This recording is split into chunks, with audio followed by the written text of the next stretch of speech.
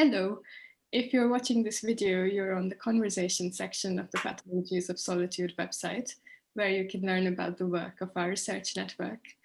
We are a multidisciplinary research project at Queen Mary University of London and funded by the Wellcome Trust. As you probably gathered, this is a project that thinks about solitude, a topic that has been very much on everybody's mind lately. I'm Akshi Singh. I am a research fellow on this project, and we are currently in the second COVID-19 lockdown in England.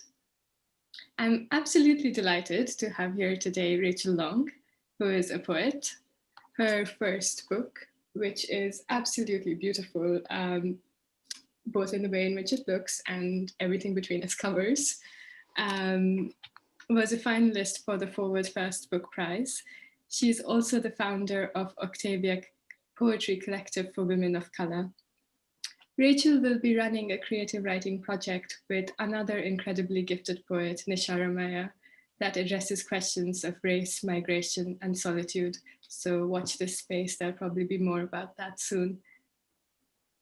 Rachel's poetry is that rare kind of work, which is a gift to its reader, because it brings something into language. And it makes you feel less lonely because somebody has seen something that was lingering perhaps just out of reach and been able to say it. So if you've ever been on a date, or if you've ever walked, in Rachel's words, through an estate built like Tetris, or if you've ever been a woman, then you need this book. And we're so glad that Rachel is here to talk to us today.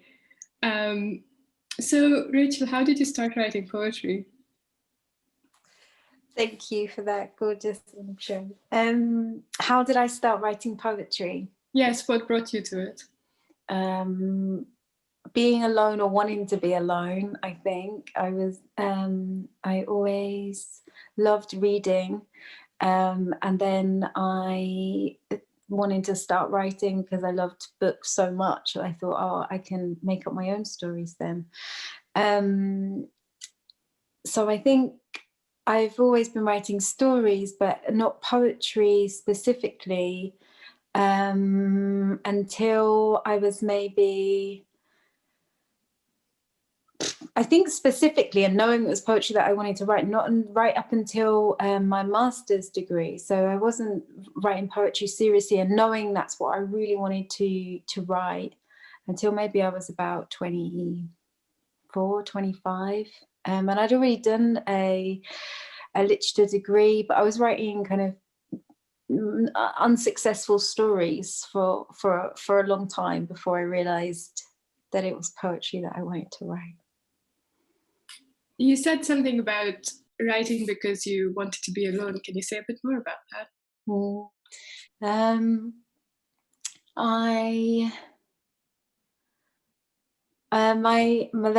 My house that I grew up in wasn't a particularly, like, there were some books, but there weren't lots of books. And so after my dad would take us to the library, my sister and I would pick out books and be very frustrated that I could only get 5 out on my little children's library card. And then I would go back home on Saturday and then just want to get lost inside of the books. And I think I use books as an escape, and not that, you know, my life was so bad or so hard that I wanted to escape for those reasons, but I just so loved being somewhere else or somebody else for days, and if not days, then weeks. I so loved that. And for me, it was like escape, and it was also like hiding, and it was also like exploring, and also being very seen as well by so many different people, and being able to see other people too. And I think I bring up that it wasn't a particularly literary house, and not in kind of any blame or judgment to my parents, but actually, the more I think about it, and since the book's come out, I think about it more. I think that the fact that it wasn't a very literary house that I grew up in meant that I could be more alone in the thing that I did love doing. No one was going to get involved or keep asking me what I was doing. It could be very much mine and mine only.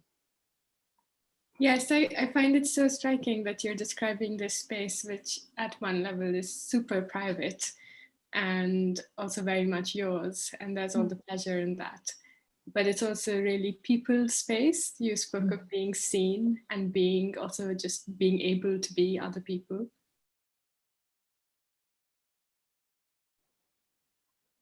Open.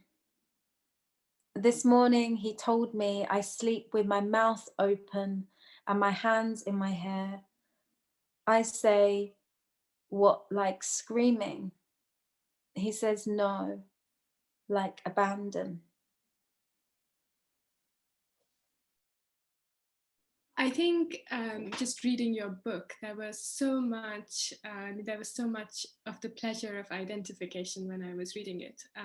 That's what I was trying to say when I said that you bring something into language about a certain kind of life or milieu. And I didn't grow up in the UK, but there's still so much that I felt that I could see and that I felt seen.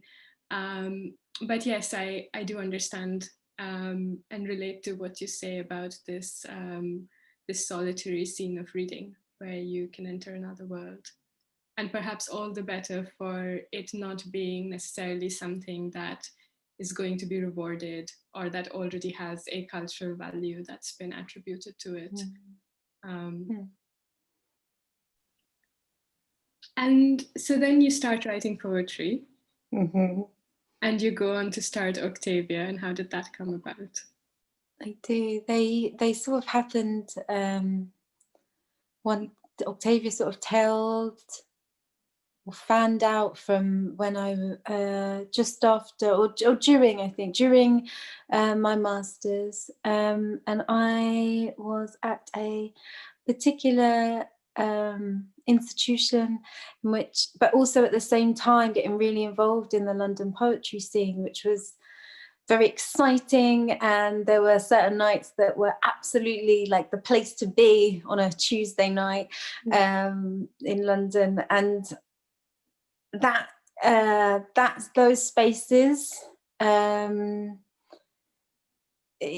of set against a much more sterile academic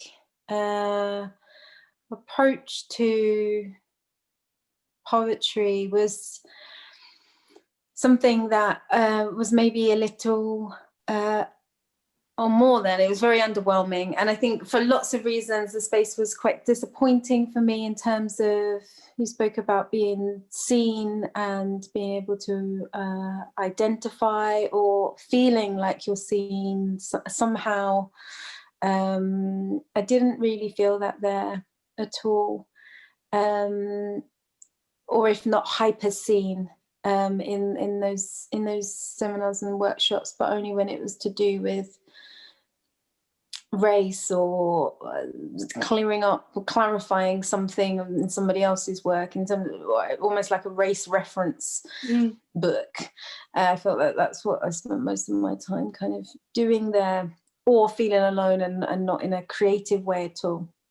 And so at these poetry events, I was listening and seeing and meeting like such brilliant, and particularly such brilliant women, young women of colour, and a lot of them were also doing degrees at various other institutions.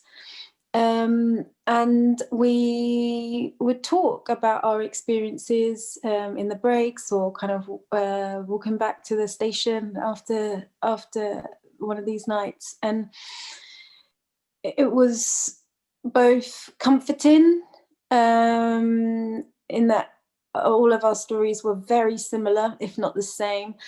And it was also really, really disappointing and really stark that what was happening in these spaces was happening to us all. And so I thought, how can I create a space in which we can all be, and we don't have to deal with any of all of the things that we don't want to have to deal with, and we can just read, and we can just write, and we can talk about reading, and we can talk about writing, and anything else is just, it can just go by the wayside, because it's a waste of time, and creativity, all of that dreaming, all of that imagination just gets kind of sapped and wasted on things that aren't in pursuit of the imagination of writing. And so I set up Octavia for that reason. I very simply just wanted a space that, as women of color, we could all meet, and we could read, and we could write in peace. That was it. It's so interesting that you mentioned the imagination, because there's such a long history of association between ideas of the imagination and solitude. And it's also really interesting that you said that there was something that was getting in the way of that, something almost blocking that. You also said all our experiences were the same. In terms of, or very, very similar. So even though we were all at different institutions, there would be, I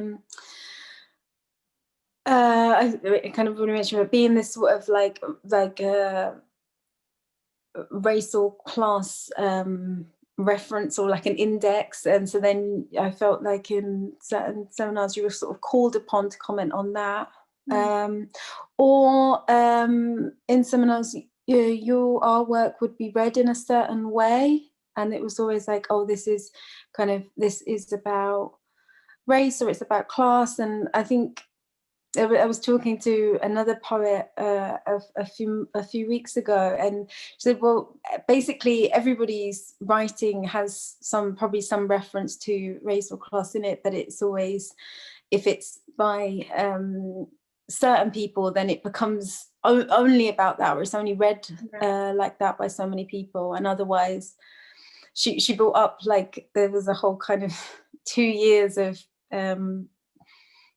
white male writers particularly writing about beekeeping, and how that was never read in terms of class. You know, and then I thought, yeah, actually that's true. The whole conversation about those books, and that, or in reviews, that class didn't come up, but of course it suggests that if you keep bees, then you have maybe enough space to keep bees, or you have enough time to keep bees, or, you know, and so I felt, or I started beginning to realize, particularly in that space at that time, that the work that I was making, or even you brought up imagination, where it started, that would always be filtered or reduced to that I am writing about race or class, when perhaps I was, but that's not all I was writing about. Or it would be,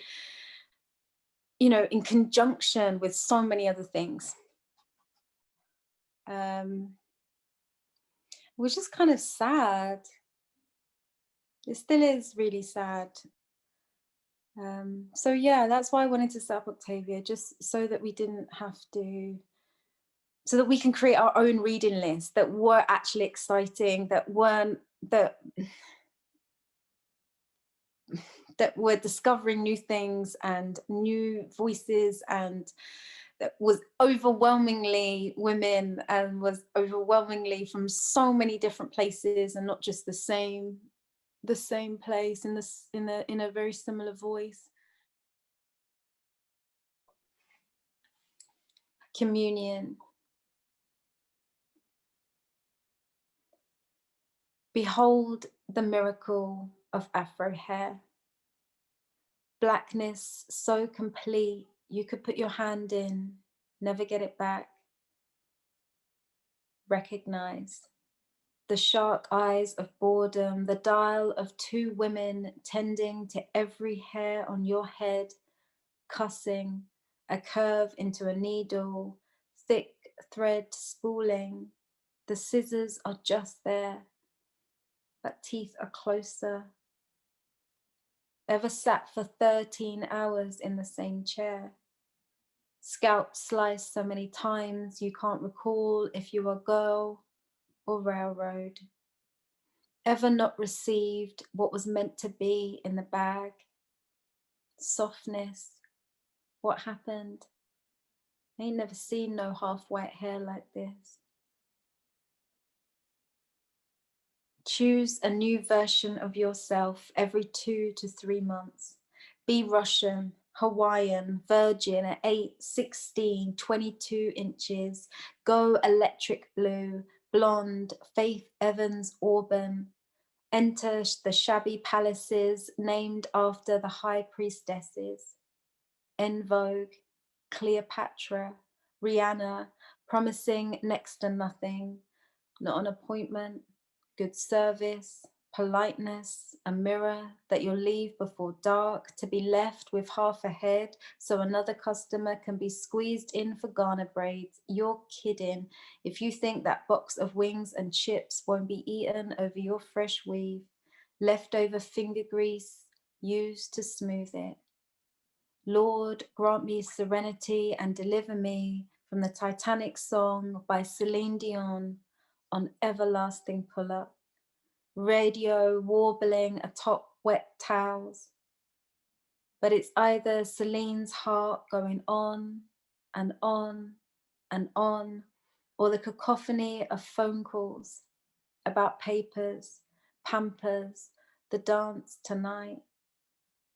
Girl, you're the blackest you might ever be in here.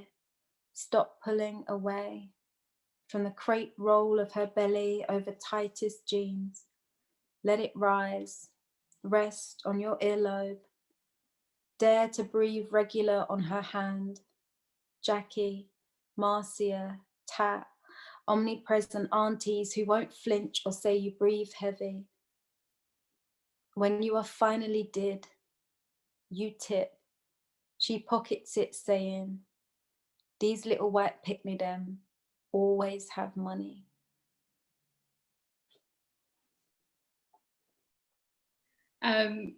Is there, were there people that you read or met as part of Octavia whom you'd like to tell us about? Perhaps people who didn't make you feel so sad? One woman in particular on that course basically saved me on that course and kind of made me keep going back every Wednesday, and we'd go for a drink after. It started with coffee, and then as the year got worse, the drinks got more and more hard. Her name is Elaine Castillo. She is one of my favorite writers. She is as fierce on the page as she is in real life. So she spoke up in one of these seminars, and I looked up, and she basically schooled everyone. She told everyone what, like, basically why that was problematic to say or write or do. And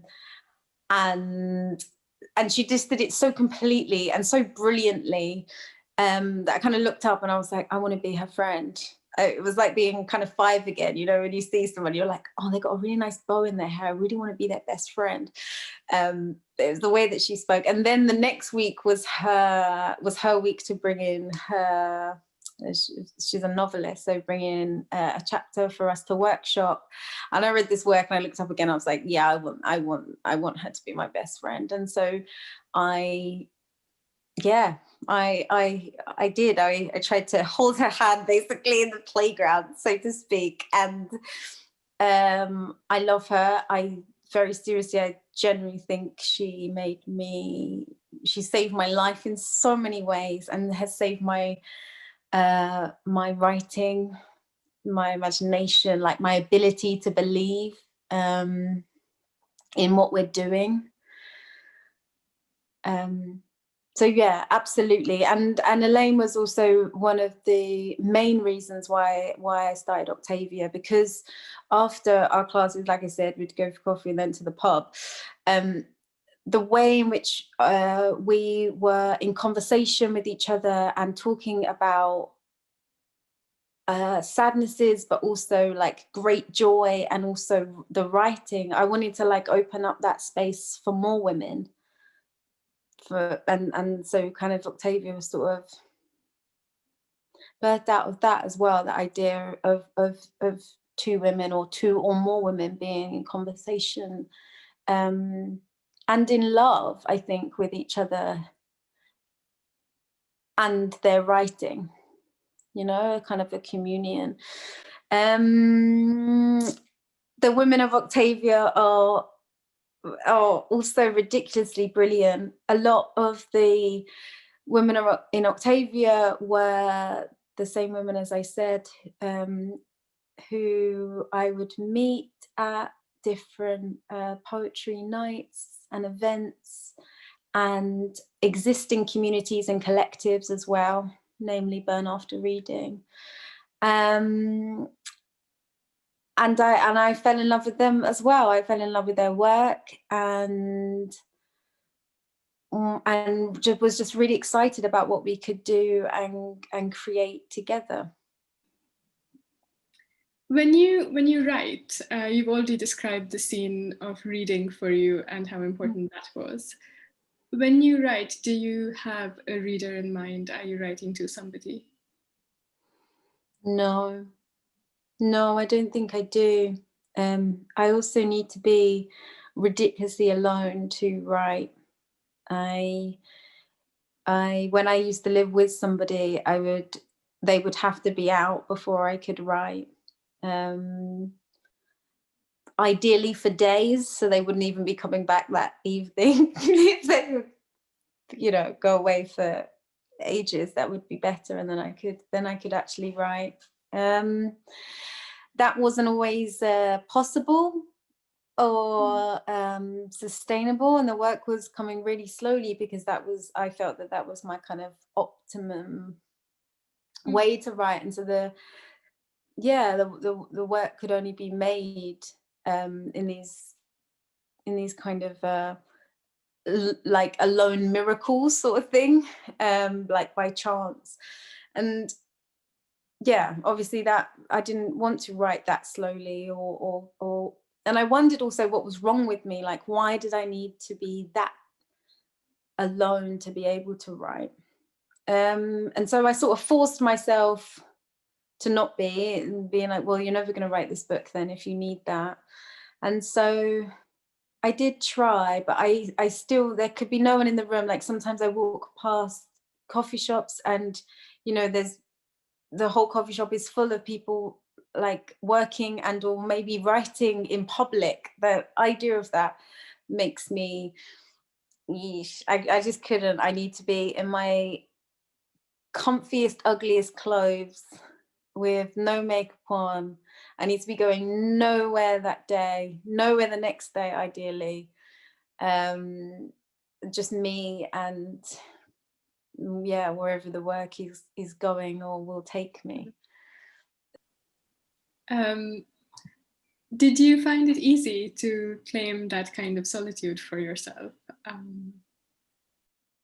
I live alone now, so maybe I don't think I want to live with anybody ever again. Probably because of the writing, maybe for the writing.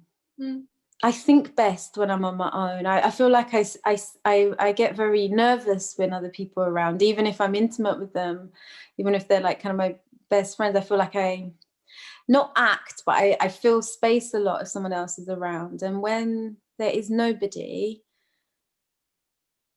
I don't have that. And then so all of that energy that would have just gone into the air can either stay in my head and become something maybe, or get written, because I'm wondering it rather than just asking someone as the question of it, maybe. How have you found, I guess, the enforced solitude of the COVID lockdowns? Different, like this has been different. And I don't know whether it's because the book came out during lockdown, so maybe I'm in a creative space that I have to kind of feel that that's gone now down the river somehow. I don't know why I'm like this. Like it's apart from me, and it's different to me now, and it's in your hands. It's here. It's here, yeah. So it's not just in here anymore, or on my laptop, and so maybe I'm not writing right now because I need distance from it before the next thing. Perhaps I'm waiting subconsciously, but this would be my prime, like I don't have to go out for days, nobody needs me to, like I don't have to see anybody. I thought that this would be perfect writing time, but it's not. It feels really different, I think, because all the times before it was a choice, and this is enforced solitude, and I do think that is different. The fabric of it is different, also because the reasons for it are really scary. Not then that it's not for pleasure or for exploration or in pursuit of the imagination. It's so you don't get sick. It's very different, and I don't think my brain is very noisy with all of that going around it and dealing with anxiety around that, and so I haven't written a thing. I've started to now, but it's been months and months and months, and perhaps maybe one of the longest times I haven't written for. I think one of the things that we have noticed in reading about lockdown or people's own relationship to lockdown has been that there's been this expectation that there's this empty time and you'll be super productive, and just how harsh a demand that is to make upon yourself for all the reasons that you've just described, that it's a time of fear, and as you put it, that there's so much noise in your head. There can be so much noise. So yeah, thanks so much for saying that. I think everybody who was expecting themselves to sort of achieve something huge and previously unattainable during this time will probably feel very relieved to hear that from you. Thanksgiving. As if by accident I find my head washed up window side of his bed after all that fucking look. The sky's still pinned up. His nose is longer with his eyes shut. This whole time I've been holding, squeezing, wringing, folding, bending, nodding. Thank you, God, for giving me someone who makes me hold my breath. I will be so light upon his life, he won't realize he's kept me. I'll leave not a mark on his pillow, papers, knife, DVDs, or wine glass. What blessing. Only when he is sleeping can I breathe out. So deep, my ribs come up like a ship.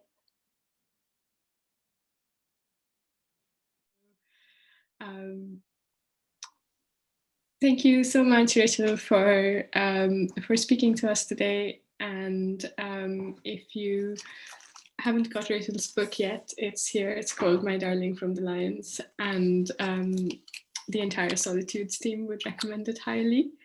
There will be more conversations that will be added to this part of our website, including a conversation between Nisha Ramaya and Tessa McWatt, which will be very exciting. So do keep track, keep following us.